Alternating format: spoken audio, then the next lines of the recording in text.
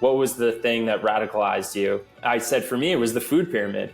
I was like, how many years did I just sit there and people told me that the food pyramid is the right way to eat? It's based on science. If I was sitting there in 8th grade health class and I questioned the food pyramid, they would have been like, you're anti-science, this is what the experts have done. And if you go against it, you're just being rogue and dangerous and whatever. I was like, all right, well, that was completely wrong. So what else is completely wrong? You cannot opt out of money. It's not a choice to have money have an impact on your life. Health is very obvious. Even if you are a hunter-gatherer, you can't opt out of health affecting your life. That's why these two topics have consumed me for the last 15 years. I can't think of more important topics than health and money. This is Decentralized Radio. I'm Tristan. And I'm Ryan. The goal of this podcast is to help educate you on how to live your most optimal life. We will host industry expert guests to shed light on topics that matter. We are not gurus, rather two individuals who have had to pave their own path to health and vitality, independent of the centralized systems that plague modern society. All right. Hello, everyone, and welcome back to Decentralized Radio. Today, we have John Haar on the line. John, how's it going? What's up, Tristan? Great to be here, man. Excited to get into this. Yeah, this is kind of a unique discussion, and Stephen Lubka set us up. We connected on a Spaces a few months back, but John is a managing director at Swan Private. So he's part of the Swan clan, the Bitcoin clan, which is awesome. But he's also very much into ancestral living and circadian biology as we are. So it's not always we get to talk about both of these on one podcast. I did that with Stephen.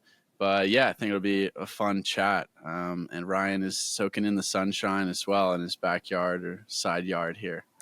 Yeah, no, I'm excited. I gotta, like we were talking pre-show, just gotta soak all this in before the winter is upon us. I mean, I've been seeing the UTA signs on the highway saying winter's coming. I'm like, they're right. I gotta be out here before I get all. Well, there's already been snow, in the mountains. Yeah. Because I was driving through 70 on the way back from Denver 2 days ago, and there's tons of snow. Oh, yeah. Past like 8,000 feet, like tons of snow. Yeah. So it's going to be a wild winter, I bet. And the UV today, the peak is about 4, and it was only 4 for like 45 minutes. So it's fleeting. But getting back to John, I guess, how did you... or what came first, maybe, from a sovereign individual perspective? Was it the Bitcoin or was it the health rabbit holes? Because it's kind of a similar teeter-tottering that I have and that I have had for the past 5 years. So I'm curious. Yeah, man, I'd love to get into that. I love the two topics. I also love how we can kind of connect why it seems that there is a decent amount of overlap between people who care about both of them. For me, the first one was the health, nutrition, biology side of things. Sound money came pretty soon after that. And then Bitcoin came like a few years after that. And I can explain what I mean there. But the first one for me was more the health, nutrition, sleep, biology side of things. And I have to give credit to a friend who I had in college. For me, it was the paleo diet, which kind of like clued me in to, okay, maybe some of the stuff that I've been learning, like, maybe the food pyramid that's telling us to eat 6 to 8 servings of grains and limit red meat intake. Like maybe that's actually was not based on, good evidence and good logic and is not evolutionarily consistent with what our ancestors did. So that was like the first clue to me that I was like, okay, maybe there's another way to look at this stuff. As you guys know, the paleo diet's kind of like pretty focused on nutrition, and there's obviously way more aspects to health than just nutrition, but it clued me into this idea that was basically, if you look at human evolution, based on what we think we know about it, it's a very long period of time that humans evolved over. And regardless of how you define humans, whether it's like Homo sapiens and you say that was 300,000 years, well, obviously Homo sapiens came from something before that. So the evolutionary period goes back a really, really long period of time. And the world was like pretty consistent during that period of evolution. There weren't these like totally dramatic changes where humans just went from consuming like one diet and then a completely different diet, the next year. And then you look at the things that got introduced into the human diet in the last just like 100 years, and it's like wildly different. And then even the paleo diet would say that even agriculture in the last like 10,000 years is a relatively recent development. So that stuff, that was like an eye-opening framework for me to think about things with, just saying, okay, you're a kid and you're like, oh, 100 years, that's a long time ago. And then you realize like, okay, no, that's a blink of an eye in evolutionary terms. So let me actually think about what is more evolutionarily consistent with what my ancestors would have done, because that is likely what is best for my body. And then getting into the paleo diet, like it just made sense. I also tried it and felt better. And one other thing that comes to mind that was interesting about it was when some Europeans came over to the Americas, I guess, 1500s, 1600s, whatever, they would write in their diaries about how healthy the Native Americans looked, like even up to a late age. And you just had to wonder, you're like, okay, this is the closest thing we have to an experiment where there's a group of people living a more, what I would call ancestrally consistent lifestyle. And there's these other people living a more industrialized lifestyle. And the industrialized people were commenting saying like, look at these people, they look so much better than us. Like they're healthy up to later ages in their lives. So that's just a small thing I wanted to mention, but yeah, basically it was like paleo diet launched me into this stuff. And then there's a million other things we can get into, but yeah, that's kind of the story there. No, that seems to be like a pretty familiar story with a lot of people in the space. I mean, I myself, I think paleo was like the first thing I had heard of when I started developing autoimmune stuff several years ago. And that was sort of the first space. And I found people like Terry Walls, which is still sort of a spin-off of paleo philosophy, but still a lot of focus around food. And I noticed for myself, like where I had improvements and then where I still had drawbacks. And I was trying to put those pieces together because I was like, why? It seemed like everyone I was talking to, I was like, man, food has to be the thing. Like, why isn't it like everyone's telling me I'm impeccable with my diet now and I'm still having these issues? And that's where I think what you said a really cool word or two words earlier where you're talking about being ancestrally like consistent or biologically consistent. I like those words because it's sort of nuanced, but that's when you get into all the things we're kind of going to talk about a little bit later in the podcast. Even with Bitcoin being decentralized, it's all tied together. You learn like your health and wealth system is all really one thing, and it's all teeter-tottering back and forth. And so what's so fascinating about it is like when you look at it even further and you look at, okay, what's my environment like beyond just my food environment? And you're like, wow, everything that I've grown up knowing, not only in the food system's messed up, but just everything. And you realized how broken the centralized system is, whether it's finance or health or food, all those things. You got to look at it from a decentralized lens. And I kind of want to again do here, because you're back east up at NYC. How has what you're doing been perceived? Well, I know how it's been perceived there, but how has it been trying to meander those rivers where in New York City there's talk about like minimizing the amount of animal products you can buy and all these various things. How are you navigating that yourself? And we'll kind of get into the Bitcoin stuff in a little bit. Yeah, thankfully, those types of trends in New York City are like just more like cultural, trendy suggestions at this point. Like it's not anything that you have to follow. I mean, if it gets to that point, I'll be out of New York City very quickly. I mean, you bring up an interesting topic because I don't have kids yet, but the prospect of raising kids in an environment where, let's say you're sending them to the local public school and they're telling them like, yeah, vegan 3 days a week. And like now it's like, it's become a lot more real than just like, oh, there's some influencers posting online about, limiting meat intake or something. So if it becomes a lot more real, I would distance myself from that pretty quickly. And just like living in New York in general, I'd say there's ways to live closer to an ancestral lifestyle than what New York probably gets, stereotyped for, justifiably. you can live in New York and you can go out until 3 a.m. every night and you can drink every night and do a lot of other stuff every night. Or you can live in a slightly quieter part of town. You can go out to a park in the middle of the day, take your shirt off, get sunlight. You can even, in certain parts of the city, you could be grounded in the grass, like do some pull-ups, get a workout in. You can order food from all different types of places that comes from regenerative agriculture. There's even some local-ish farms that will drive to New York City that you can order from. You could pick up food from them, raw milk, like corn and soy-free eggs, regeneratively farmed, grass-fed beef, like all that good stuff. So you can like do a decent job in New York City. Obviously, it's not the same thing as like having a ranch and like, growing your own food and like going to the rancher directly or anything like that. But I think I've found ways to make it work, having been in New York for almost 15 years now. Yeah, that's a good point. And it's actually more accessible for a lot of things, a big city in general.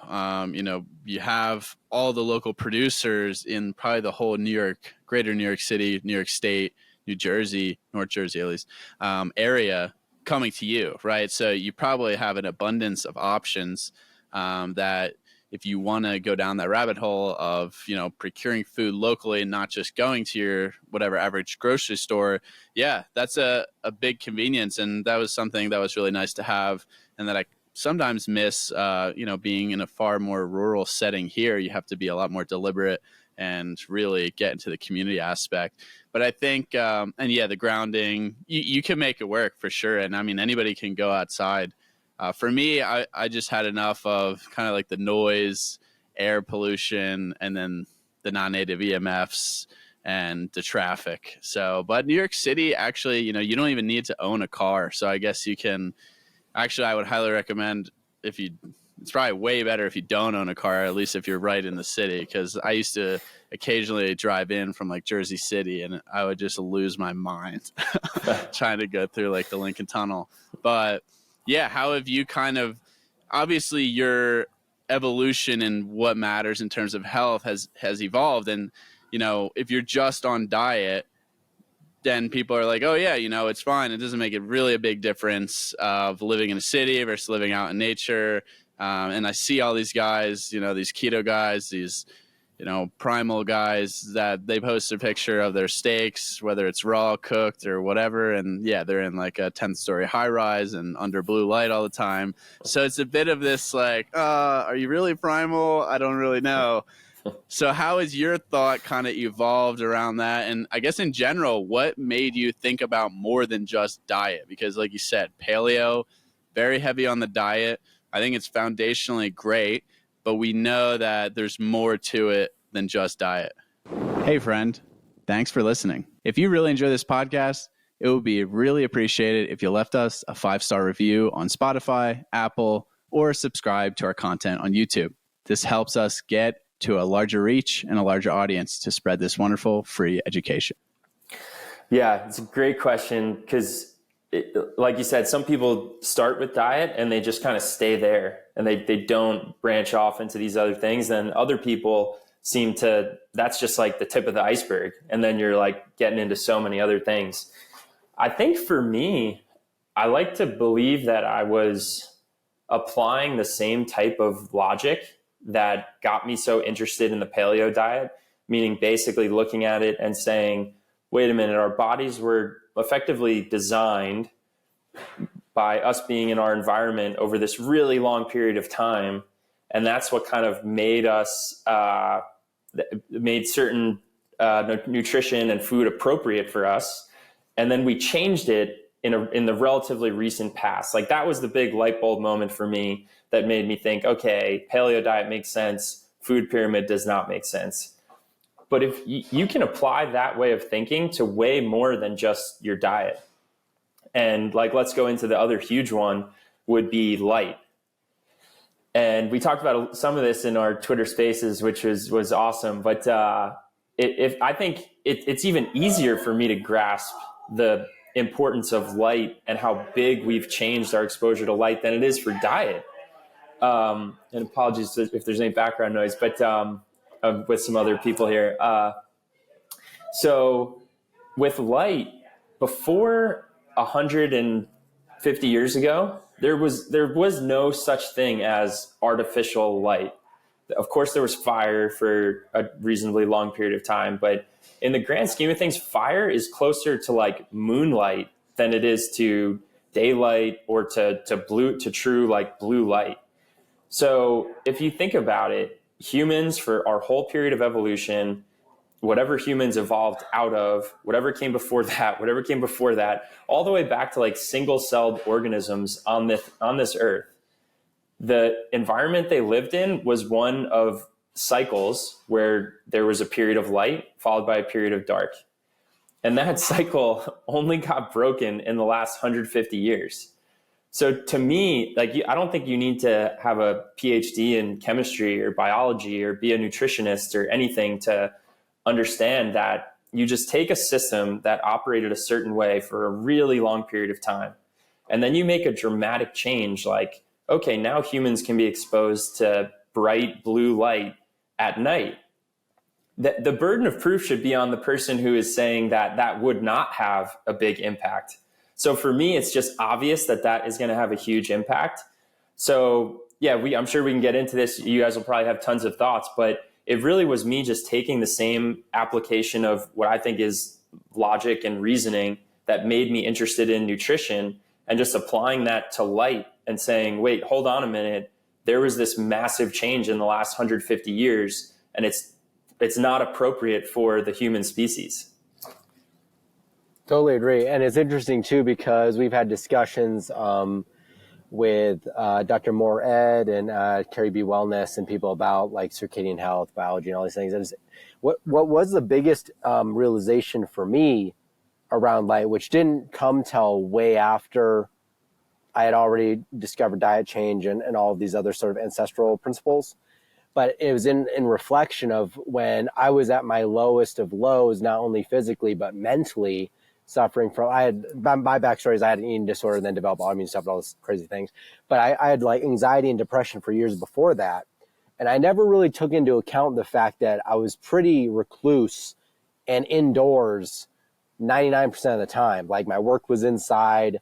I would come home from work and I'd stay inside again. I'd play video games till late at night. My apartment was ground level. It was always dark and only lit with like indoor lighting. And it was just like, everyone talks about seasonal affective disorder, and everyone can sort of talk about how like, oh yeah, it is lack of like sun and blah, blah. But I don't think people like, it just makes me think like in the last 30 years, for example, as my generation was growing up and like Tristan's and yours and everything, the amount of rise in just looking at mental health disorders has been astronomical. And I know since I've changed the way I've approached light and reducing as much artificial light at the inappropriate times as possible, and also waking up with the sun, all these various things, like my sleep's been better. My anxiety is like massively reduced. I don't really have depressive episodes. I feel like I think more clearly. It just makes me think like we were hanging out with, we were at a friend's wedding last week, and I was hanging out with my girlfriend's family, and they had their nieces and nephews there, sort of 7 years and younger, and all of them had iPads, and they were glued to these things. Like there was a 2-year-old who was glued to her iPad, would drag it around the house, and when you would take it away, she would flip out. She would flip out, this kid. Never mind the weird kid shows that she was watching on YouTube for kids. That's some weird whack stuff. That's some weird stuff.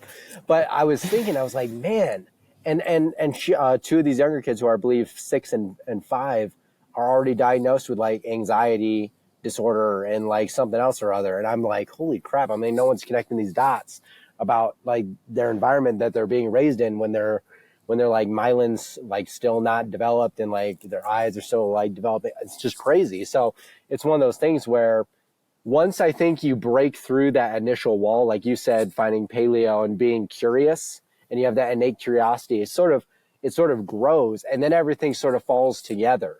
But if you're not in that loop, it's sort of like you're living in the dark in Plato's cave, and you've just gotten out of the cave, you're coming back in to tell everybody about this great stuff you learned, and they just don't believe you. And so for me, my question is like, have you always had this innate curiosity of like self-betterment and self-improvement, or were you still dealing with issues that led you to sort of diving into some of this other like quantum stuff? Because I know a lot of people that they got better doing XYZ or what they presume to be better doing like carnivore or something like that, and then they just stopped being curious about learning about other things. And so they're stuck in that diet space when I think there's just so much more to learn and to expand upon. So I just sort of love to dive into that part of your story. Yeah, and I think that gets into some of why is there this overlap between people who are interested in some of the, let's say, the flaws in the healthcare, nutrition, systems of medicine, treatment, things like that, and identifying and fixing some of the flaws in the monetary and economic system. And I think it's because once people do identify something that they say, whoa, there was this thing that I was taught, and I now have come to the conclusion that it was very wrong. Once you have that moment, you're going to look at other things and just say, is the same thing going on here?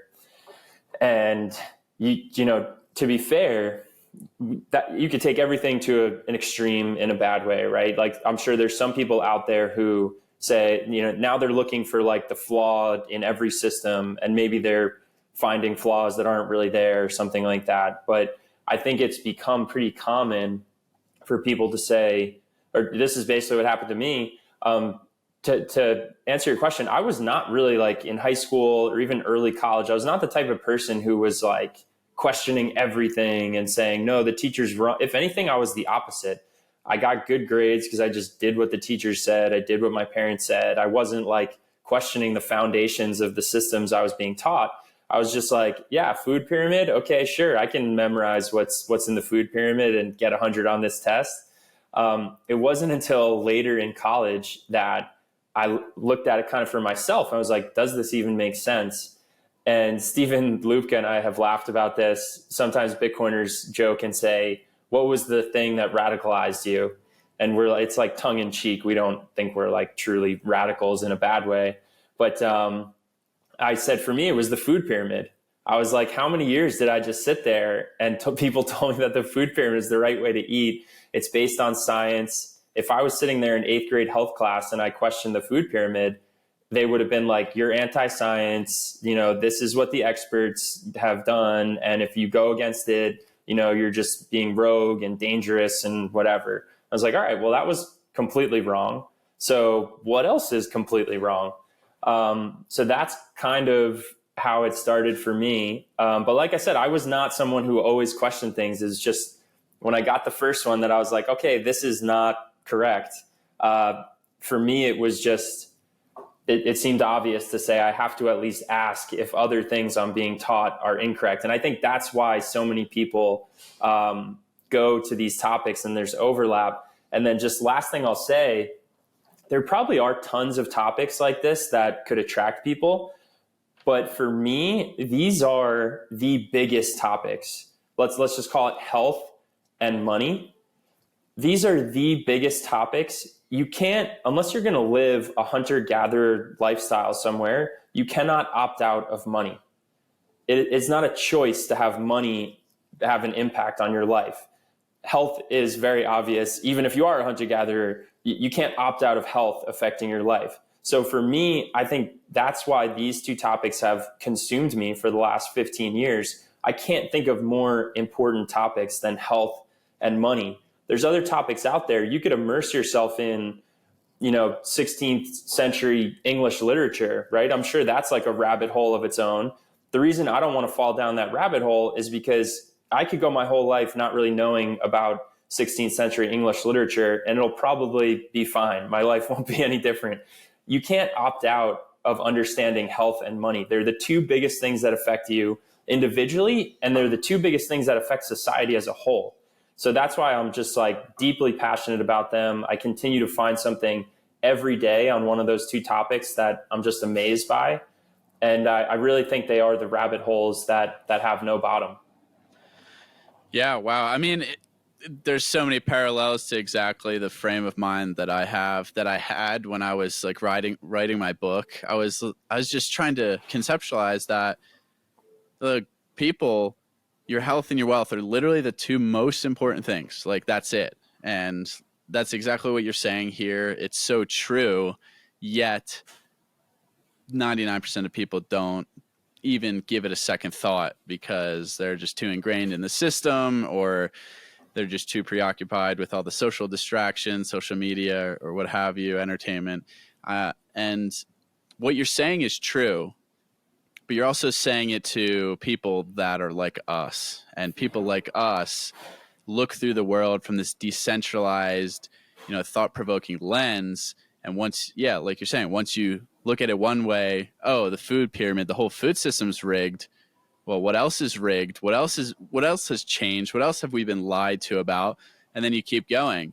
But to be honest, most people who even change their diet don't do that. And I struggle.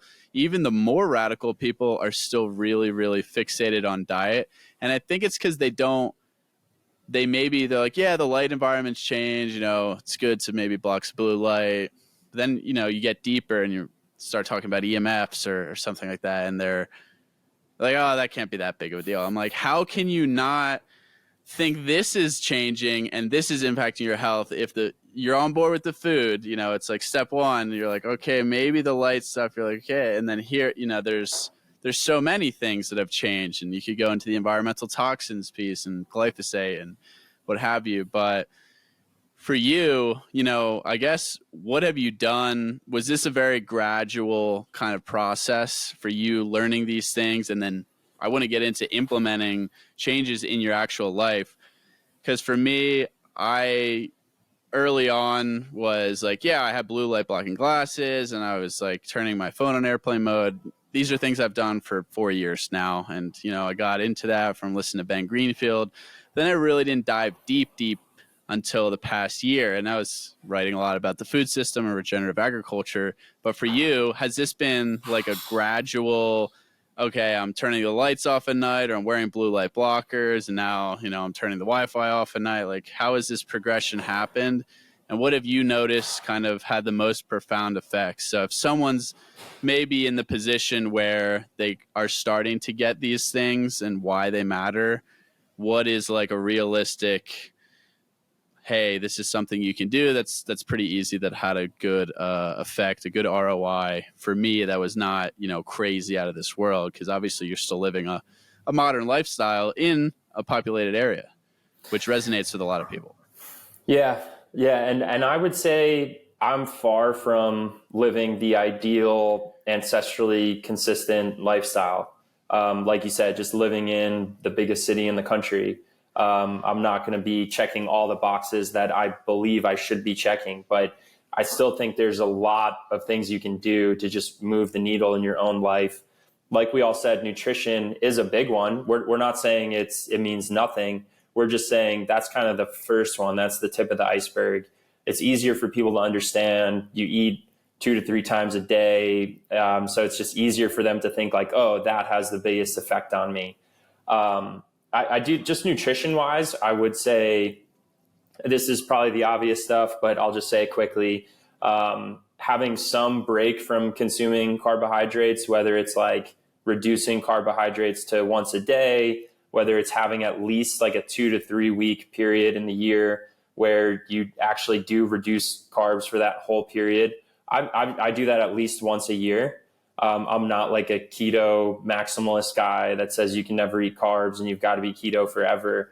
But I think there is a huge benefit to giving your body a break from consuming carbs. And even if you do that for just 2 to 3 weeks in a year, I think there's tremendous benefits. And then other stuff in the nutrition category would be, as any Bitcoiner knows, cutting out seed oils, I do think has a huge benefit. I'll tell you guys this, out of all like the crazy things that I'm into, whether it's Bitcoin, whether it is nutrition and health stuff, whether it is alternative theories on human civilization, whether it is architecture pre and post 1913, we'll have to do separate episodes to get in all those things. But like out of all these crazy things I'm into, seed oils might be one of the easiest things. Like I mention seed oils to someone and be like, here's the history of them. Here's what plants they come from. Here's the process to create them. Here are the companies that pioneered them.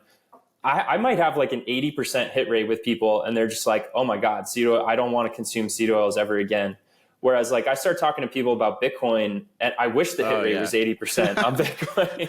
I wonder if it's because like you tell them, oh, just use like butter. And they're like, well, I didn't know I could do that. Butter's great. I remember growing up, my mom went through this like very short period where she's like, margarine's supposed to be healthier. But then after like a year or even a couple months, she's like, screw this. All the restaurants use butter. Like I grew up like as a chef, and we she worked as a chef, and then she grew up in a small town. She's like, everyone's using butter. We're not using this shit. So it's literally tastes way better to not use seed. Like seed oils are disgusting. Like they taste so bad. So maybe that's why. And I think it's just the barrier to entry is smaller. I think I think more people on a wider scale can relate to food than they can. I don't know, relate to finance per se, but it's like I feel like everyone has like something with food. Everyone has like this emotional, cultural, or whatever connection to food. Like everyone's got that in some way, shape, or form. So I feel like that's why like it's so easy to sell. And that's why I think so many people that could probably go further in the space, that are big in the space, maybe stay because they know they can hit the most people with food. And then it's a little unfortunate because you feel like maybe they can push them a little further, but it's like, I just feel like the barrier to entry with food, it's the same with like exercise. That's why like the fitness industry is so freaking huge. It's all visual too.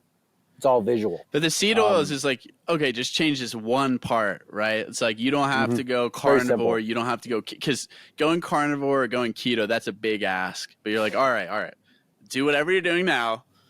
Just stop using these cooking oils. And they're like, all right, I could probably do that. Oh, and it's going to taste better. Yeah. But I'll let you continue. No, those are great points. It is easier. Lower barrier to entry for sure.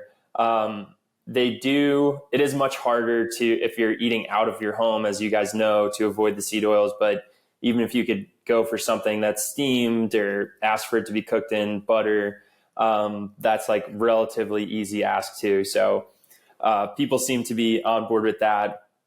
I would experiment with stuff, obviously in the regenerative agriculture world. If you have some sort of intolerance for dairy, try raw dairy. This is one that I've been doing in the last year or so.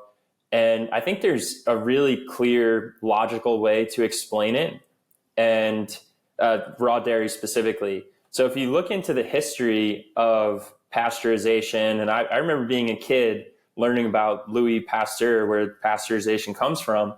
And he was kind of viewed as like this guy who really saved a lot of people. And I think it was true at the time. But the reason is because they were choosing between two options. They had milk that was being brought to cities from decently far away. They didn't have good ways to store it, to keep it cold, to keep it fresh. So their options were drink this raw milk, because before pasteurization, it was only raw milk. Drink it, but it might be bad, and then people are going to get sick because it was spoiled and not kept well. Or pasteurize it, and then you can consume it. Like those were the two options they're choosing from. If that's all you have, then yeah, go pasteurize. But it's like people don't seem to have asked, well, what about the third option? Like, what if we can have the raw dairy and it's fresh and we're not worried about it being spoiled?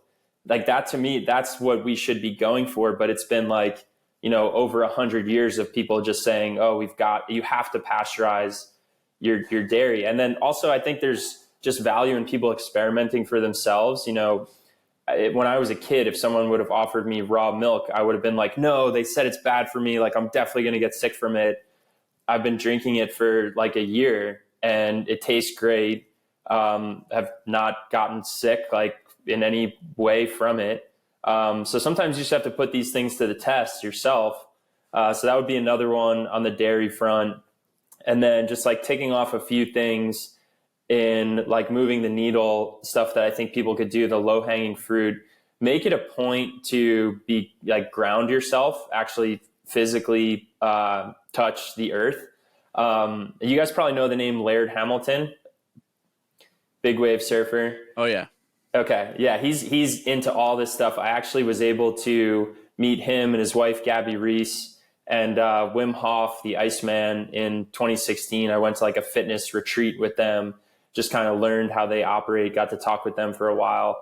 But he's big into being grounded, that there's some benefits to touching the earth like that. And that might sound a little, hippity dippity, but it aligns with this. We've done a ton of podcasts on grounding, so this is you're good. So okay. Our audience is all on board with grounding. Don't worry. All right, cool. But again, you can always go back to this concept of, is this ancestrally consistent? And the grounding, light. I love this thought experiment where people like us three would tell someone now, hey man, it's really beneficial if in the morning you go outside and get natural light and touch the earth with your bare feet, right? Like we would all believe that. We're like, there's huge benefits there. Nowadays, you actually have to go out of your way to accomplish that based on where most people live. But like, you just think back a few hundred years, that if you told someone like, hey, get morning sunlight at the beginning of the day, they would have been like, what the hell else am I going to do? Like there was no concept of, I'm going to stay inside and sit here and turn on my light bulb and not see the sun the whole day or until 11 a.m. So like, you have to remember that there wasn't like people opted into grounding and getting circadian rhythm during human evolution. There was no other choice. So we're just like highlighting that your body was actually designed to live in this environment. And it's only relatively recently that things changed. So that's the lens that I look at with everything. If someone could offer me, good evidence that says, hey, human evolution didn't happen the way you think it did, I'm all ears. I'm willing to listen to that, because that's a foundation of how I think. But until I see that compelling evidence, I'm still going to go with the framework of, we did it for a really long time, and the changes in our modern world are relatively recent.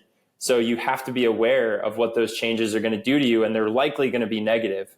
So that's the lens that I'm looking at so many different things. No, that's actually, I couldn't have put it better. That's such a good way to look at it in the lens. And it's actually kind of amazing based on what you just said too. Like not that long ago, most of these principles were just second nature because we had to do it just because we had to do it. We didn't have a choice.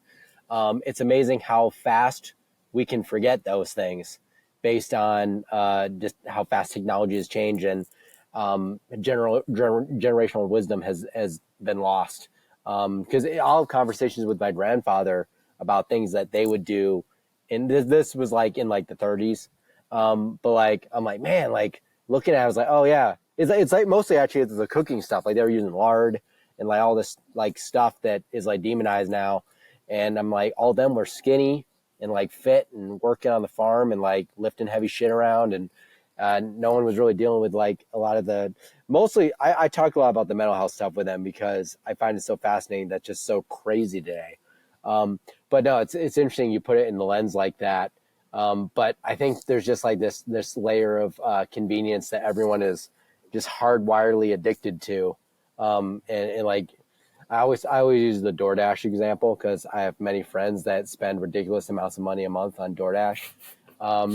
But it's just like this convenience of, oh, it's like I can just lay in bed or whatever and not have to go outside. It seems to be an inconvenience for people to like do the things that would come natural to our biology or that we need. And actually the light thing is really interesting because everyone talks about, you learn in school, like pretty much the reason we're alive is like light and like water, right? So like light, the sun, but now it's everyone like, there's like this mismatch of like the sun gave us life, but it's also going to give you cancer.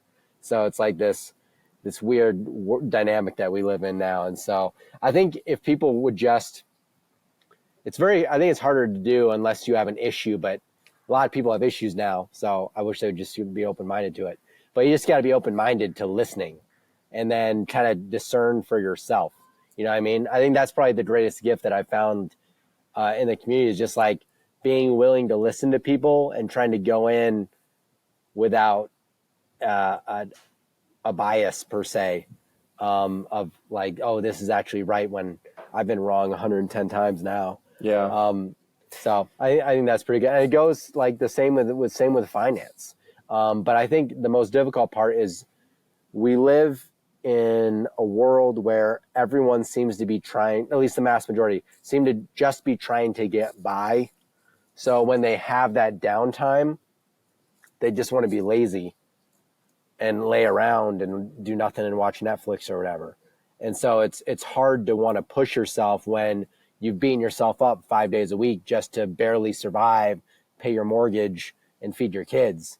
And so that's why I think this discussion around decentralized finance and health is even more important now than ever, because it sort of gives those people like a way to look at, okay, maybe if I invest some time in this, learning about that, putting my money here instead of there, you can get ahead for real.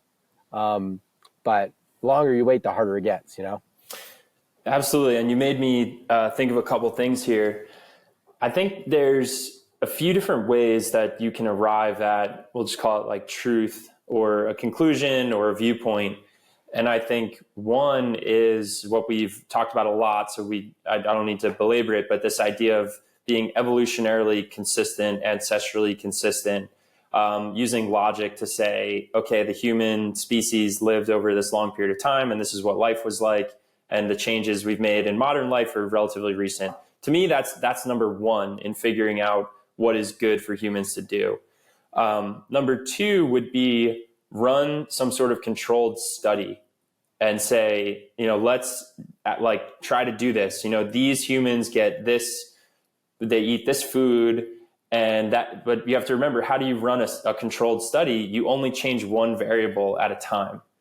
And this is where that's why some people think like science is all about studies and randomized controlled trials. And I mean, it is if you can do it in an actual controlled way. If you're trying to figure out which car goes from 0 to 60 the fastest, like, yeah, you can probably run a controlled experiment to figure that out. If you're trying to figure out, is this substance, food, whatever, okay for pregnant women to consume, do you actually believe that they ran a study that involved tens of thousands of pregnant women who decided to just donate their bodies and their child's bodies to quote unquote science to figure out if that was okay? No, that study doesn't exist. And even the studies where people are willing to take part in them, you can't actually control for everything.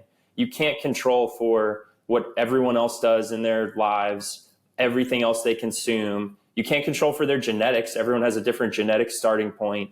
You can't, they're not all going to be in the exact same environment in the same part of the earth. So studies are like, you get like a little bit of information from them, but they are not the end all be all when it comes to things you're trying to learn about human beings. And then I'm sure you guys have thoughts on that. I would love to hear it. But the third one is you can kind of just look at what I would call correlations. And Ryan, you were just talking about, people being healthier in this era when they consumed lard and things like that. If we looked around at people in the world and we saw that everyone was thriving and, had minimal amounts of chronic disease and, mental health was really non-existent and everyone was eating the food pyramid and listening to, the mainstream, then maybe we shouldn't be questioning it as much. Like we'd be like, all right, maybe this is working. But you got to look around and just say, do people look healthy in general? And like Ryan mentioned about mental health issues at all ages, cancer starting earlier, chronic diseases are just going off the charts everywhere you look. Wouldn't that just make someone say, okay, let me look and see what's causing some of this stuff? So anyway, I wanted to throw all that out there. I know it's a lot, but I think those are like three different ways you can arrive at a viewpoint on something. And I think people stress the studies way too much. I think the human evolutionary consistency is number one.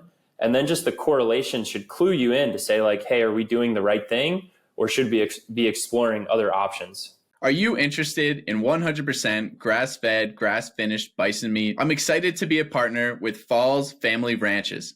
Based in Wyoming, Falls Family Ranches is raising high-quality bison meat the way nature intended. As a native large ruminant of North America, bison is one of the most nutrient-dense foods you can consume. If you're interested in trying out their bison boxes, use code Tristan, Tristan, 10 for 10% off your first order. Yeah, the studies bros they just make my head hurt often. And I look and I read a ton of research papers, but guess what? Is there any research papers studying a 27-year-old male who's often grounded, often in the sun, has no underlying health conditions? No, there's not. So I don't know what I'm reading about. You can't make any conclusions because there's so many variables. Are they controlling for the light environment? No. Are they controlling for the EMF environment? No. Are they grounded? No. So like none of these things are controlled for. And then, you just get this whole slew of studies.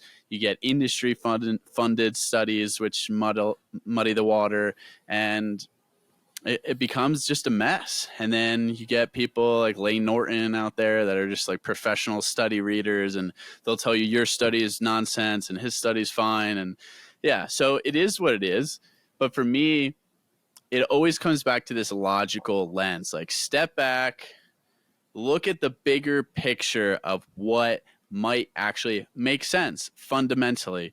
We're electromagnetic beings. If you alter the light component in our environment based on what you know, will that have an effect? What will that effect be? It will be likely positive, likely negative. If you completely change the diet, with processed things and added chemicals and preservatives, what do you think is going to happen? But then you get into these things like the blue zones, which is kind of like a mixture of what you're saying here.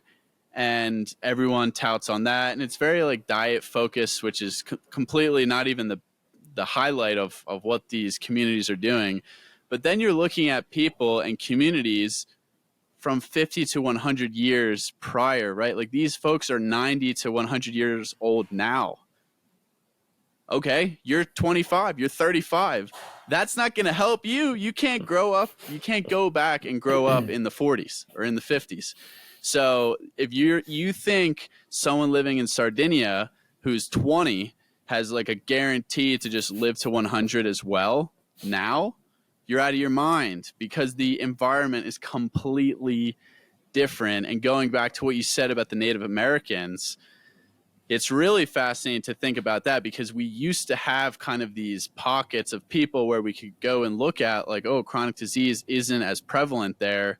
And now there's fewer and fewer and fewer. And it's because they've all been industrialized. They've all been modernized. They have everything from electricity to processed foods to artificial light. And what I've kind of realized is that the communities who got introduced to these things more rapidly and skipped kind of half the industrialization process, like they went from hunter-gatherer to like electricity, like nothing in between, they actually fare the worst. Because it's almost like us as Europeans, we had this like 10,000 year gradual adoption to more and more crap. And like the Native Americans, it was like, bam, 40 years went from eating bison every day, out in the wilderness every day, to electrification, seed oils, processed flour, and, artificial light. So that's what I think is really fascinating to talk about. And that is fascinating, because it kind of, and that to me makes logical sense too. It's like you just listed off all those things that were introduced to them in a short period of time. Like, add on to that list just processed sugar, caffeine, alcohol, like just getting that stuff introduced to you with like no background, no like evolutionary background. Like you said, prior generations didn't consume it, but then also no like cultural context of like, okay, I saw my dad, consume this stuff, and I kind of know the risks or, situations. It's like really hard to just have that stuff introduced into your life. And these things are risky, Yeah, and all the Native communities, I think, around the world, not just Native Americans, like any Aboriginals, they're all hyper addicted to alcohol and drugs, right? Yeah, there was a really good movie. It was a documentary. I don't think it's The Magic Pill. It might be something else. Can't remember what it was. It was on Netflix. I watched it a couple years ago, where it was a group of documentary filmmakers, but they went to the Aboriginals in Australia who had been basically devastated by like westernized. Their video was focused on the food system, so like westernized foods, like seed oils and like processed cereals and like alcohol and sugary foods. And basically they were just talking about how like the disease rates in the Aboriginals in Australia like just skyrocketed, all these like Paleolithic diseases like diabetes and like all this stuff, and how when they went back and sort of got them on track to eating what they ate ancestrally in their environment, that these diseases went away. And so it was a really interesting documentary because I had never thought about it in that perspective that Tristan was just talking about, with those groups being hit the hardest, because there's like that, they didn't have that lag time that we did. So it's kind of a fascinating dive. Yeah. But there's so much to that when you think about the principles they went back to. Is more than just the food. It was all their other practices. I think this brings up an interesting point that I would love to get your guys' perspective on it, about whether you want to call it balance or kind of like the 80-20 rule. We have these like phrases for it. 80-20 rule, learning to play with fire as opposed to always avoiding the fire. You could apply this to nutrition, but you could also apply it to, kids with iPads, for example. I feel like there's different, like we kind of can all agree that excessive sugar, caffeine, alcohol consumption, not a good thing for humans, right? Like we're all in agreement on that. But you could react to that in two different ways. You could be like, okay, I'm never, ever going to have that stuff ever again. And maybe some people do totally fine not doing that, but I think they're the minority. I think the vast majority of people are going to consume those things at some point. And you can say same thing with digital devices. Like we would all agree that scrolling through social media for like 6 hours a day, very bad for your physical, mental, emotional state of being. You could choose to say, okay, I'm going to go live off the grid, no phone, no internet, whatever. But in my opinion, that's avoiding fire. That's not learning to play with fire. And I think there are some things that are so prevalent in society that it would be very hard to say, I'm never going to consume those things that I know are bad for me ever again, whether it's certain, there's exceptions here. It's hard to make these general statements. It's like, I'm not saying people should actively try to eat seed oil. That's an easy one. Like you should always avoid seed oils. I think there's like no benefit. And like you said, Tristan, they taste like shit. But for stuff that's like, if you're going to have a little bit of alcohol, if you're going to have a little bit of sugar, a little bit of caffeine, like most people are going to want that in their life to some ability, to some extent. So I think it's important for them to have the ability to use it within reason. And like here, I'm speaking more to the mainstream audience, but I think there's also a takeaway for people who are raising kids, because it's going to be very hard and there's so much overlap between nutrition and digital screens here. It's going to be next to impossible for you to say, my kid will never see an iPad ever. Just like good luck. Maybe you can accomplish that. I'm not telling you not to, but good luck actually trying to accomplish that. I think the art here is figuring out how to instill in your kids, like, hey, there's these things. It's sugar, it's caffeine, it's alcohol, it's other substances. You're probably going to be around them. You're probably going to consume them. Here's what you should know about them. Here's how they affect your body. Same kind of thing. There's computers, there's phones, there's social media. You're going to be around them. Let's teach people how to play with the fire rather than saying just avoid the fire completely. You made me think of that, Tristan, because I think that the reality is you can avoid it. You cannot avoid it completely. And then if you have gone a long period of avoiding it, in your example, it would be native peoples. Then when it gets introduced to you all at once, you have no shot. Like it's going to overtake you and you're not going to be able to play with the fire, so to speak. Yeah, and I actually do agree with that. I'll just say something before Tristan jumps in, but it's sort of an interesting concept because I always use the example of when I was growing up. My house was the fun house. All my friends would want to come to my house because we had soda, we had candy, we had no limits on video games. But while all my other friends had very limited all these things, because we had access to it, the way my parents raised me in that environment, we never abused any of those things really. Like we never drank soda till my pee burned or whatever. But I noticed a lot of my friends that once they got out of the house because they grew up in a very restricted environment, went kind of off the walls with almost all those things and had some very negative relationships with it. Whereas it was pretty easy for me to like, it was actually quite easy for me to like at one point cut out soda completely because I already didn't really have a super huge attachment to it. But it's one of those things where it's like, I think individually you got to find where your vices are because it's like, you're never going to tell an alcoholic that you're going to moderate alcohol. You know what I mean? So you got to find sort of like where that medium is for you. From a tech perspective, I think it's a lot about finding where your weaknesses are and really resolving the reasons you go on to social media. Like, are you looking for a hit? Are you depressed? Like, are you looking, like, what are the reasons that you feel like you need to be on there excessively minus like the things you need to do, like what we're doing here. So it's sort of individual, but yeah, it's very interesting. And I think it's a hurdle that a lot of parents now more than ever, and even more into the future, are going to have to face. But like you said, it's impossible to avoid an iPad. Like every school almost now like gives a kid like an iPad or a laptop at some point. Cause like most schools, at least in my area, are like half on tech, half in person or whatever. So it's like even in class, they're learning on tech. So it's like you're not ever going to like fully avoid it unless you homeschool. You know what I mean? If that's your route. Yeah.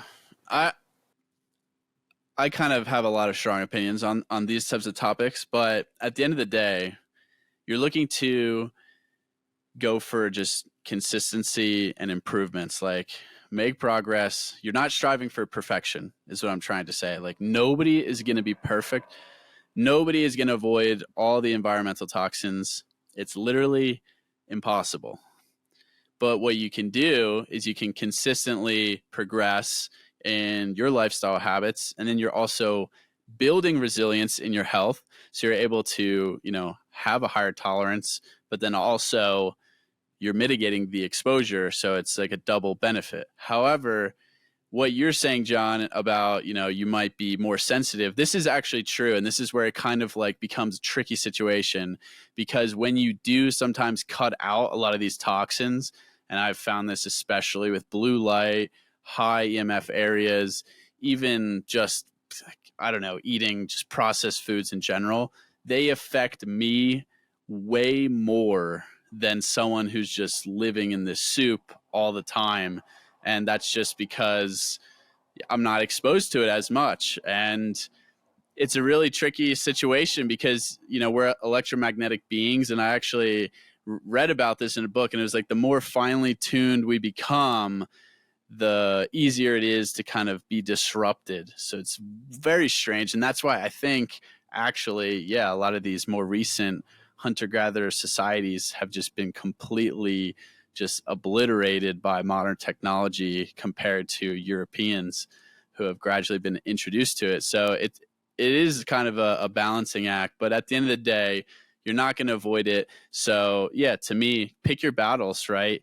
You live in a modern world. You can't just escape these things. I'm not perfect and I'm on tech all the time. How are you using it? Are you creating more than you're consuming? Are you using it for educational purposes? Are you connecting on there? Are you building a community of like-minded individuals? Because they can be very powerful. And then it's easy, if you're going to use technology before or after the sun is up, maybe filter your screens. You can literally install a triple-click red filter in 10 seconds or wear blue light blocking glasses that cost $40. And these are just like small things. And I think that's how you got to take it. Little wins, one at a time. And you'll notice kind of how that changes, how that moves the needle for you. Or like you're saying, go just ground outside for like 5-10 minutes, watch the morning sun. You're not going to be outside all day long. If you work in an office, it's just not realistic, but you don't have to be. As long as you're doing 10, 30 minutes more than you were, you're going to be in a better place. So everyone's different. Everyone's got their unique situation. Just strive for improvement, not perfection, and you'll kind of be on your way. And everyone can decide what's important to them. But I can't give recommendations for someone who's, living in New York City or living in a different area than me and has a different job. But I can try to just, set an example of what I think is important. And that's all you can do, really. Yeah. And I think too, just before John pops in, I just want to say one thing where it's like, I feel like if you've been really sick and you come out of it, the more addicted you are to feeling better, and you don't want to go back. So you're willing to go further with practices than someone that maybe hasn't realized how good they can feel. And so that's part of it too, is like, sometimes it's like people just don't know how good they can feel yet. And once they do, they're like, okay, I'm going to commit to this. And that's why Ryan and I do a lot of the things we do, is because we didn't have an alternative, really. I mean, we did. It was a dark one. And now it's like you're addicted to feeling better. I feel great all the time. Why would I not want to keep doing these things? Totally. And I think the awareness and the knowledge of which things are detrimental to your health is arguably more important than, like you said, the perfect execution. Yep. Yeah. Because I think there's something to be said there where the tech example is an easy one. It's like pretty impossible to forego technology. In some situations, it just makes things possible that wouldn't have been otherwise. Us talking on this call, prime example. But if you're comparing that with a young kid who isn't even aware that spending 8 hours a day on Instagram or TikTok or whatever, if they're not even aware of that, it's going to spiral out of control so easily. So I think as a parent teaching the kid, like, hey, you're going to do this thing, but FYI, you need to limit it because it's very addictive and it's not naturally a good thing for you. That to me that's way more important than trying to tell someone like, hey, you have to be perfect and this thing's bad for you, therefore you can never do it. Yeah, no, I completely agree. And that's why I'm so big on the education piece. And some people are like, oh, well, that's like realistic. And I'm like, no, you don't need to do this. I just want to show you that this matters. This is my life, right? And this goes back to sovereignty. This goes back to personal responsibility and decentralization at a whole level, high level. It's your life, right? Like, but you need the education to be empowered to decide what is important for you and your family. Then you can prioritize accordingly.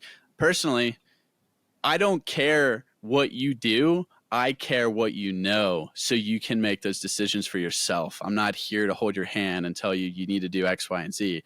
I just want to tell you these things so that you can understand, because we live in a web of lies and, flawed research and fiat money. So it's hard to find the truth, but the truth resonates in Bitcoin, John, and you know that. So what I want to get to here before we just talk for another 40 minutes about health stuff is, how did you find sound money and tie these principles to the same principles that I just mentioned? And then how did that ultimately lead to Bitcoin? Yeah, when people ask me at some point, how did you get, when they find out I work for a Bitcoin company or whatever, and they're like, oh, how'd you get into Bitcoin? My response to them is usually, do you have like 10 hours free for me to answer that question? But I'll try to give the short-ish version. It started around the same time as me getting into the nutrition stuff. Like I said, it was a little bit after. And there's definitely some theme to hit on here. Like you guys were just saying, we all have different motivations. We all have different wake-up calls, like triggers happen in our lives that make us have to evaluate or reevaluate something. So for me, with the monetary system, I was a college senior when the financial crisis was happening. So this is 2008, 2009. And I can pretty confidently say if that hadn't happened, I don't think I would have had the motivation to just start looking into monetary history, looking into Austrian economics, looking into the gold standard. There would have had to have been some other trigger. But for me, it was the financial crisis. And back then, I'm just objectively saying what happened. All the experts missed it. And even the ones who are tasked with running our system. So Ben Bernanke, Hank Paulson, the Treasury Secretary, head of the Fed. These are the people who are supposed to be monitoring the system. They have all the right Ivy League degrees, etc. And you could see one of them on TV, like Ben Bernanke most notably, make some prediction, some statement about how the economy was fine. Literally like a week or two later, he would just be proven completely wrong. So for me, it was like the food pyramid, but the monetary version of it. I was like, okay, you guys told me the food pyramid is fine. Like I kind of went and looked for myself and, that was wrong. And now you got Ben Bernanke telling me like everything's fine and he's being proven wrong. And now I'm a senior living through the biggest financial crisis since the Great Depression. And like all these people didn't see it coming. So why am I going to keep on believing this guy and all these other people who like generally believe this one new age Keynesian way of thinking? So I just was like, and to be clear, I wasn't like, oh, I'm hardcore into Austrian economics now. It wasn't so quick, but it was just like, I can't keep believing what these people are saying because they clearly messed up. If I told you guys something like, hey, I'm positive this thing's going to happen, everything's fine, and then it turns out I'm completely wrong, you're going to be like, hey, let's not believe John so much anymore. That's just like normal human behavior. So I looked into Austrian economics, looked into sound money, looked into the gold standard, monetary history, and I'm learning more about it. And I'm just like, this makes way, way more sense. And you start learning about some of the changes that just happened in the last 110 years. 1913 is the start of the Federal Reserve. 1971 is the removal of the base peg of the monetary system, removing gold convertibility to the dollar completely. And it's funny how these like themes do overlap, because you look at that and you're like, okay, we've really only been operating in this monetary system for whatever you want to call it, 50 to 100 years. And again, that's like a pretty short period of time relative to human civilization. So I just look at that and I'm like, okay, there's probably a better way to do this. We could dive into so much more here, but I'll just for now say I've been convinced that money is one of the most important things in society. Again, you cannot opt out of using money unless you're going to go off the grid, be completely self-sufficient, and live a hunter-gatherer lifestyle. So if you're not doing that, money affects you. So I'm one of the people who now believes that if our money is corrupted and flawed and distorting, then we're going to see those things reflected back in the systems of society, whether it's our systems of education, food, healthcare, science, architecture, energy. All these things are going to be messed up if our money is fundamentally messed up, because money is the thing that coordinates all our behavior. So again, this kind of hits back on what we were saying at the beginning. This is why I'm so passionate about health and money, or health and wealth, as you said, Tristan, because it's like, these are the two most important things in our lives. And that's some of the story of how I got into all this in the first place.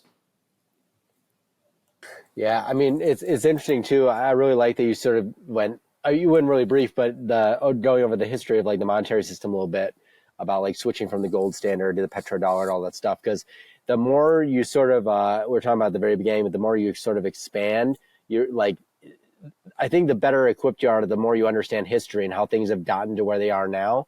And it's tied very much to like when you look at the history of the healthcare system with why is his name escaping me? Big oil guy. You guys know. In the healthcare system, or are you talking about Rockefeller? Rockefeller, yeah, Rockefeller, stuff like that. But it's all these things are like tied together. And like when you look back and you just watch or read the story of history of how we've gotten from here to there, it all kind of makes sense. And I think more people are susceptible to questioning things, especially after the last couple of years with just like printing money like crazy. But the more you look into things, the longer things have been going on to set us up to where we are now. It's not like necessarily a new problem. So I guess like for someone that's sort of like looking at this stuff, like how is your, I guess, man, my mind is leaving me right now. I was going to ask how your mindset around it has evolved, and like, what are your biggest, like, why do you think this is like the more important probably now than ever to like really be paying attention to these things? Because for me, it's like, I don't want to get trapped in a place where I'm not independent, because that's where I see things heading, is getting to a place where you are reliant on the centralized financial system. And so it's like we're in that period of like, you still have a way out through Bitcoin and various things like that.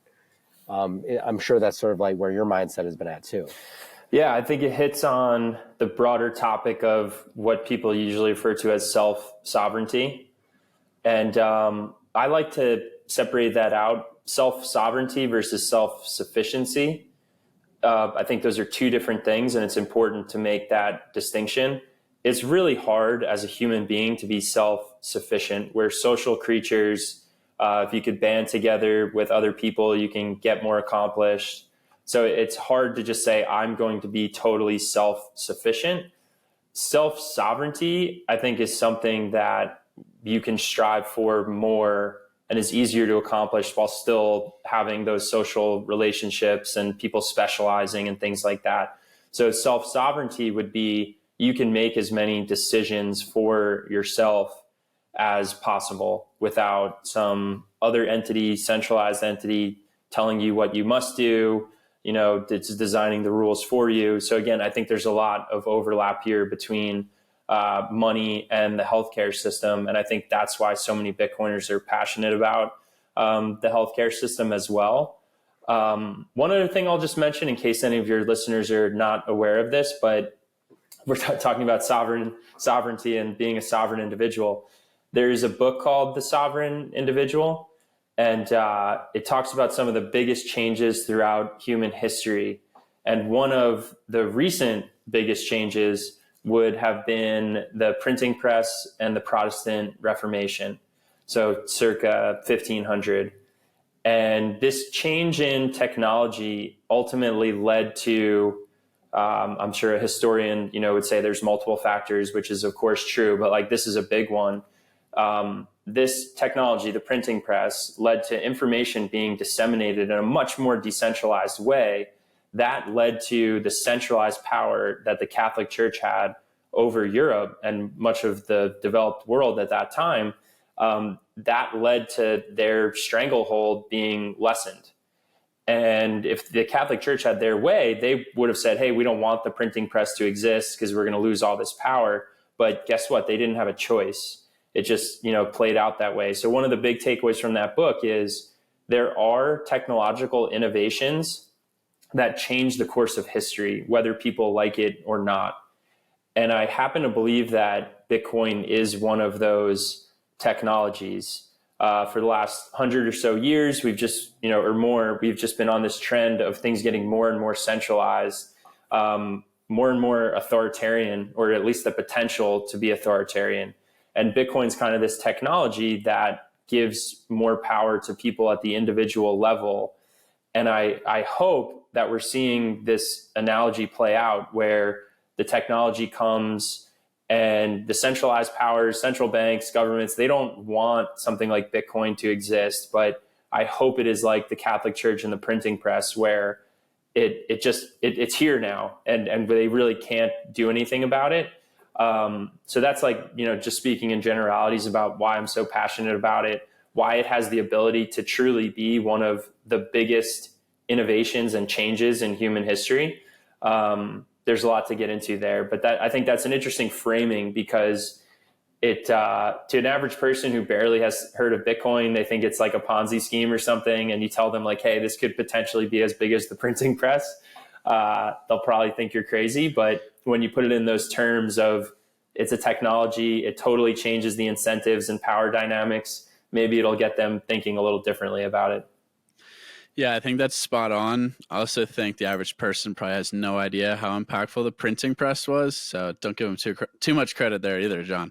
But in reality, for me, yeah, it's Bitcoin just embodies what happens when balance is distorted, and we've swung the pendulum so far in the direction of centralization, government intervention, that to me, there's always just something that's going to swing it back. And that's Bitcoin right now. You know, it came out of 0809.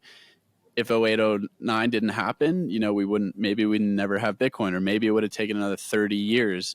Maybe if the government, you know, handled monetary policy correctly, yeah, it would have been a different story. But because of the difficult times and the poor decisions made and the robbing of individual liberties and, you know, just quality of life is why we have it. And now it's installing these virtues of low time preference, of you know, personal responsibility that need to be installed. That in order for the pendulum to swing back, more and more people need to adopt these virtues. And that's kind of how I see it. But for me, it took, you know, actually it took kind of my lens of the health space and understanding what was wrong there, and then COVID to happen to really grasp that firmly. Was that similar with you? Because it sounds like you came into it from like a sound money perspective that you already had. And then it was like, oh, hey, here's this shiny orange thing that's actually embodying everything I'm already looking for or value. Yeah, for me, first thing I'll say is that it took me 4 years from first hearing about Bitcoin to actually adopting it and, you know, getting involved firsthand. So for anyone hearing that, you know, it's very rare that someone hears about Bitcoin for the first time and they're just immediately like, oh, I grasp the significance, I'm in, you know, let me get some right now. It's rare. And this is me saying this as someone who was like totally primed to get all this. Like you said, I had this background of reading about sound money since 08, 09. But my story is that I heard of Bitcoin in 2013 just from a friend. And even though I was all on board the sound money train, my thought was like, oh, they're trying to do digital sound money. That's really cool, but that'll never catch on. It's, you know, gold has this history of being money for 5,000 years. So gold is a better option. Also, I don't really understand it. They're telling me there's 21 million. Like, why do I know there's 21 million? And then lastly, in 2013, acquiring some was way more difficult than it is now. So, you know, there might have been some Bitcoin ATMs in New York City, but I'm like, am I really going to put like $100 bills in this thing and then get a piece of paper? And I'm like, what do I even do with that? What if someone's like staking out the machine? Now I'm going to go with like me and a few buddies. It was just like too much for me to get past, you know? Maybe Coinbase was around them, but even if they were, you're like, I'm going to give them all my bank information. Like it felt too weird. And then before that, I thought this is just not going to catch on. People are not going to be interested in the digital internet version of gold. It took me until 2017 to finally say, okay, let me take another look at this thing. Let me start to get comfortable with why this isn't just like a trust me bro system that somebody's going to rug pull. And then people were actually talking about it. I think 2017 was the first mainstream bull run, in my opinion. It was talked about on CNBC. It was talked about on Bloomberg. It was talked about, I worked at a Wall Street bank for 13 years. So at the floor of Goldman Sachs, my colleagues are talking about it. And I'm like, okay, maybe this is going to be a thing in the public's eye. So I say all that just because even someone who was into sound money, it took me years to get comfortable with actually going into Bitcoin. And I think that's just the reality. I think when we see it, we want people to get it right away. But unfortunately, it just doesn't work that way. People need to hear about it from like 7 different ways. Price is also a huge factor, to be honest. Even though this is the complete wrong way to do it, this is how most humans do it. When Bitcoin's going from 20 to 30 to 40 to 50 to 60, people want in and they want to hear about it. When it's going the other direction, they don't. Like they literally want to buy high and rather than buy low.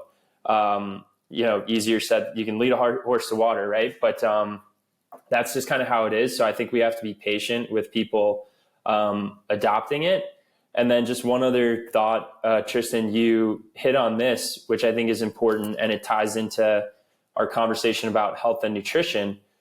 if we looked around and people were like healthy and thriving, the three of us probably wouldn't be saying like, hey, there's something wrong here. Let's look for an alternative answer. And, you know, you look around, it's just very obvious that people are not doing well physically and mentally. So to me, it makes sense to look for that alternative answer. You could say the exact same thing about the monetary system. I mean, you could, it's not just 2008, 2009. Like the market kind of got bailed out in 99 with like a coordinated bailout of LTCM, long-term capital management, if anyone wants to look that up. Then you have 2008, 2009, the mother of all financial crises. The response is a bailout. Then you have, you know, problems in Europe. The response is a bailout. Then you have COVID, obviously, and the response is like a gigantic bazooka of newly printed money. Then like these things are getting more common and they're getting bigger every time. So again, if we looked at this and the Princeton PhDs were like managing the system and they were doing a great job, maybe we would all look at that and be like, thank God we have these Princeton PhDs. But in my opinion, it's just pretty obvious that that's not happening. You just keep being slapped in the face by them not understanding the system that they're tasked with managing. So it just seems very obvious to me that we should be looking for some alternative answer to the status quo. Yeah, I mean, I wrote in my book, it said we're increasingly sick and poor. And the average person would read that and think that's just baloney, but it's true.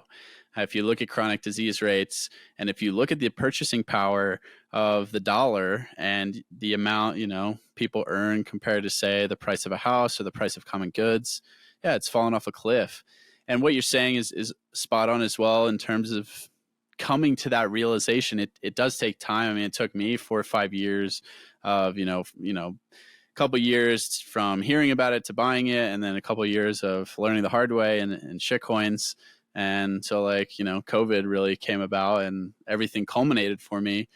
But I would say there's a lot of folks on this podcast who listen for the health aspect of it and maybe have heard, you know, they're getting warmer to Bitcoin. So I'm curious now, and I talked about this, we had a Bitcoin meetup here in Wyoming over the weekend, and I almost agree with, you know, my buddy Cody. He's saying, you know, he runs Bitcoin meetups too, like 50 plus people.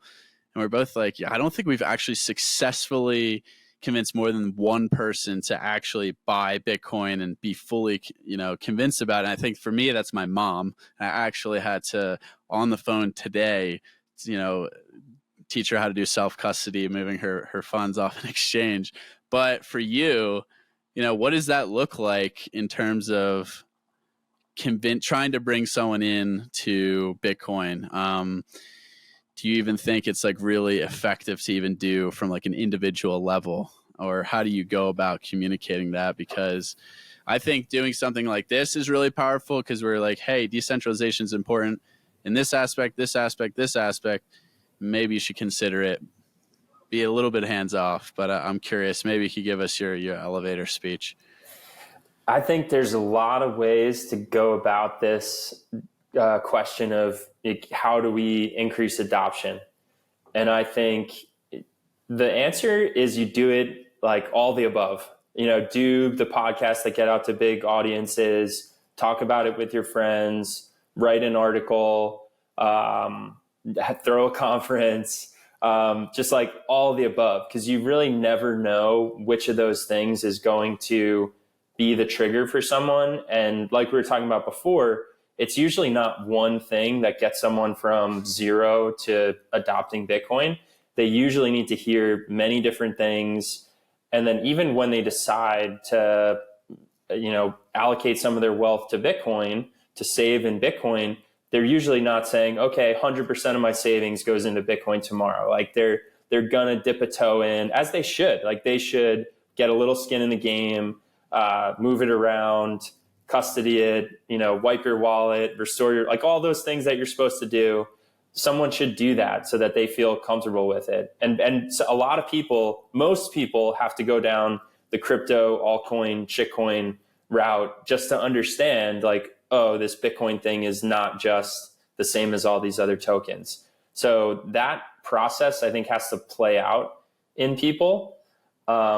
Another thing I would say is to know who you're talking to is pretty important, because I have former coworkers who still work on Wall Street. They're professional investors for a living. They are probably the hardest people to orange pill. They live in a developed country. They've been making a nice salary for many years. They allocate to investments that earn them anywhere from like 8 to 15% a year. They have the benefit of the best fiat currency. Yes, it's still fiat currency, but they're not getting rugged like Venezuela and Argentina are, like every, however many years. So they're just kind of like, why do I need this Bitcoin thing? Like, I don't really get it. It's very hard to get through to them. And you can kind of do it. I guess what I'm trying to say here is, when you're talking to individuals, you do have to think about what their perspective is. Like, what industry do they work in? What's going to resonate with them? What side of the political aisle are they on? Like, you have to consider all that. Like, there's just not going to be one playbook you can generally throw at an individual. And then most of the time, even if you make some points with them, like, they're going to regurgitate all their talking points of like why it's not a good idea. So I think you just have to be comfortable with doing like the mass media type approach to see who it resonates with. And then at the individual level, it's like meeting people where they are and being comfortable with the fact that you're probably going to say a bunch of things that, even if you're absolutely correct in saying them, people are just not inclined to be like, oh yeah, you're totally right, John. Like, where can I buy Bitcoin right now? Wish it worked that way, but it's a long game. And then last comment, just on price again. Even my Wall Street colleagues who are professional investors, they wanted to hear. I got kind of known as like the guy who understood something about Bitcoin before I was working at Swan. So like in 2020, 2021, some people would talk to me about Bitcoin. I joined Swan in early 2022. And some people at Goldman would ask me about Bitcoin in 2021. Like, they were starting to get interested. We had an external speaker come in and talk to us about Bitcoin. And then the price falls, and then they don't want to hear about it anymore. They're like, oh, good thing I didn't touch that.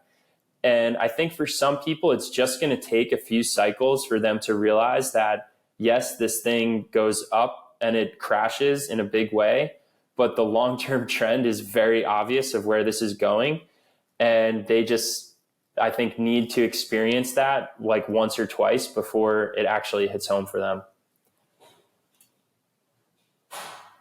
Yeah, and I think the other thing too is, like, from an adoption perspective, it's also changing people's mindset around like viewing Bitcoin as just another medium of USD. Because like the way I got into Bitcoin was like I purely looked at it as like, oh, this is an investment. This is like my retirement XYZ. Like, this is just another way. This is just like another 401k for me. I'm gonna put money in here. It'll go up because it's had more exponential growth than all these other like investment fund things that I have over here. So I'll put money in there and just let it sit. Whereas like the way we kind of are looking at it is like, we actually want to use this for legal tender and stuff. So it's also changing that mindset of like, no, this isn't just looking at it as another form of USD. And so I think that's just like a mindset shift that takes time with people. And also I think it's one of those things that I think you'd agree, just like with health crap, it's like a patient-led or a consumer-led endeavor to an extent, where it's like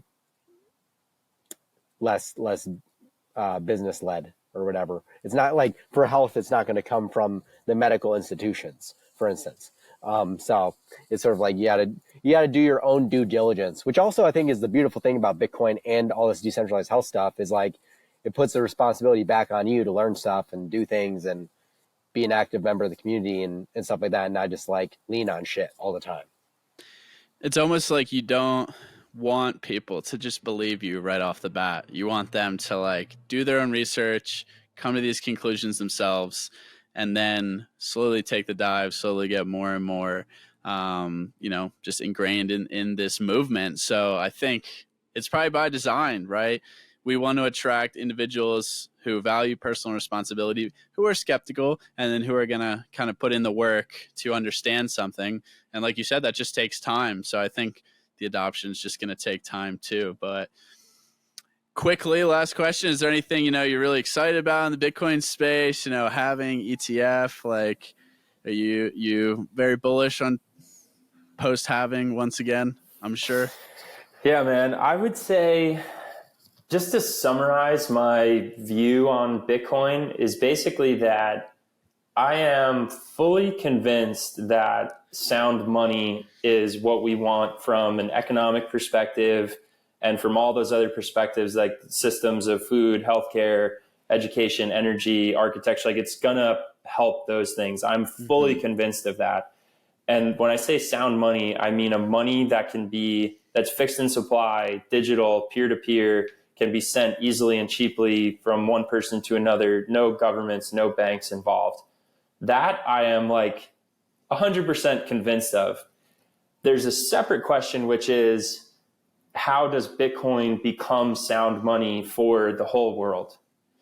And that is one that I think every Bitcoiner needs to stay a little bit more open to, because as we know, if 8 billion people in the world wanted to use Bitcoin for every transaction in their lives tomorrow, Bitcoin is not built out to that extent yet. And that's okay. We're rebuilding a monetary system that's outside the control of governments and central banks and commercial banks. I think we need to be patient. Bitcoin's been around for 14 years. It's not like, oh my gosh, why isn't this done yet? That's not what I'm trying to say. But I want to separate out those two things, is that incredibly confident about sound money, incredibly excited about the prospect of Bitcoin to become that. It's not there yet. But then when I think about, price and valuation and things like that, Bitcoin is still 1/20th, roughly, the market cap of gold. And I think it fixes some of those fatal flaws that gold has. Yes, gold has the tradition, which Bitcoin doesn't have, but Bitcoin fixes the portability flaw and the verifiability flaw that gold had. So just the fact that there's 20x of upside to Bitcoin just for it to match gold, to me is like, that's the wildly bullish, easy case to make, that you're talking about an asset that has tremendous upside. That's like longer term. I just wanted to throw that out there. More near term stuff, I do find it fascinating that in the last year and a half, even though Bitcoin's price has fallen, there have been plenty of things that have happened that could make someone even more bullish about Bitcoin's future, whether it's Russia getting cut out of the financial system, whether it's the US now running like $1.5 to $2 trillion deficits normally in non-recessionary times. That's just going to become normal. If you look at the US CBO, that's part of the government, their own forecasts are that in 30 years, the US is going to have something like 130, 140 trillion of debt, that our debt to GDP ratio is going to be 185%. That's the government's own forecast. That's not some crazy Bitcoiner forecasting that. And this is the government forecasting this kind of like, if things just they don't forecast the 2008-9 recession. They don't forecast the COVID recession. So if any of those happen, those numbers are going way, way higher.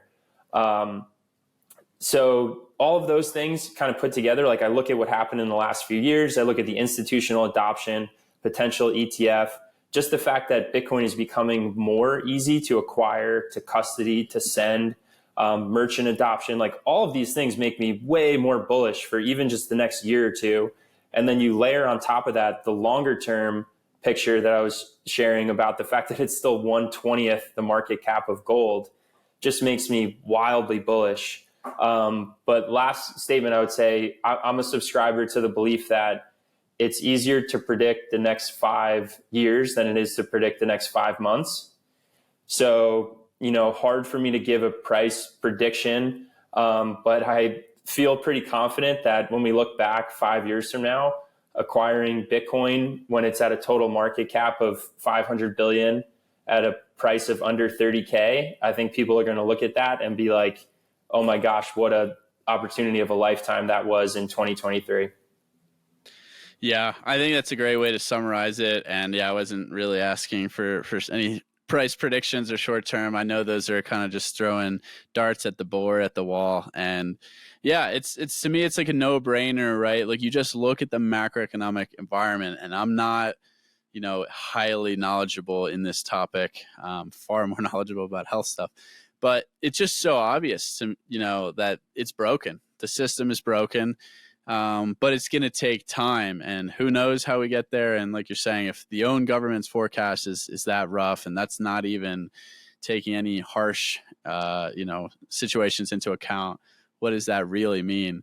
And at worst case, allocating a small percentage could be a brilliant idea. But I think you really become a Bitcoiner when you get excited that the price is kind of staying low or going lower, or more excited. At least that's how it is for me, because you feel like you can never accumulate enough, and it's only going to pay those dividends. Like you're saying, in 5 years from now, sub $1 trillion market cap Bitcoin, you're like, oh, that was a treat. Wish I took more advantage. Just like you and I are thinking, wow, wish I took more advantage in 2017 or 2016 or 2018. So everyone's early. To me, this is going to take a long time to play out because of what we just said. It's going to take a long time for people to adopt it. It's going to take a long time for people to build up the necessary infrastructure to use it.